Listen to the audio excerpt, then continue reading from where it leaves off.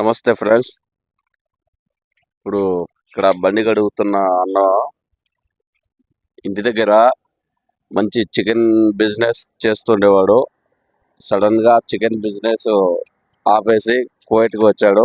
అది ఎందువలన వచ్చాడో ఒకసారి ఆ అన్నని అడిగి తెలుసుకుందాము. అన్నా చెప్పండి అన్న, మీ పేరేంటి? ఏ ఊరు? సకినేటిపల్లె.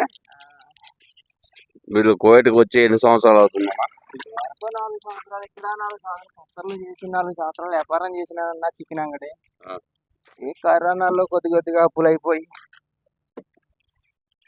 మీరు ఇక్కడ కువైట్కి వచ్చిన తర్వాత మీ ఫ్యామిలీ గుర్తొచ్చి బాధపడిన రోజులు ఏమైనా ఉన్నాయా? ఉంటాయి వెళ్ళిపోదాం అనిపిస్తుంది. అప్పుడు పిల్లలు చదువులు ఎవరిస్తారో. ఇక్కడ ఏదో బాబా మంచోడు, మా మంచోడు చేసింది కదా, రమ్మంటే వచ్చాను. అడిగితే రా అన్నారు, వచ్చాను. ఏదో పని చేస్తున్నా, జీతం ఇస్తున్నా. అప్పులన్నీ గట్టెక్కిచ్చేసిన వాళ్ళు మొత్తం కదా. మీరు డైలీ ఇక్కడ మీ డ్యూటీ ఏంటన్నా?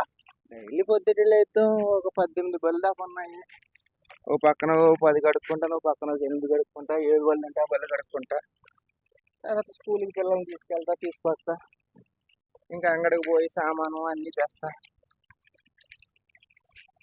మీకు ఎప్పుడైనా ఇక్కడికి ఫ్యామిలీని వదిలిపెట్టి వచ్చానని బాధపడే రోజులు ఉన్నాయా?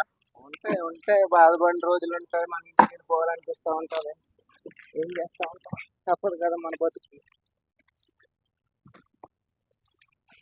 మీరు డైలీ 18 కార్లు కడగాలా? ఎందుకు కడగను? ఓ రోజు సగం కడుగుతూ ఉంటాం. ఒక్కోసారి శుక్రవారం రోజు సెలవు కాబట్టి మాత్రం అన్ని కడుగుతాం. అది ఫ్రెండ్స్, ఈ వీడియో ఎక్కువ లెంత్ అవ్వకూడదు కాబట్టి 2 నిమిషాల్లో ముగించేశాను. మీకు ఈ వీడియో నచ్చిందని, నచ్చకపోతే నచ్చలేదని కామెంట్ చేసి ఒక లైక్ చేయండి ఫ్రెండ్స్. అలాగే నా ఛానల్ని సబ్స్క్రైబ్ చేసి నాకు సపోర్ట్ చేయండి ఫ్రెండ్స్.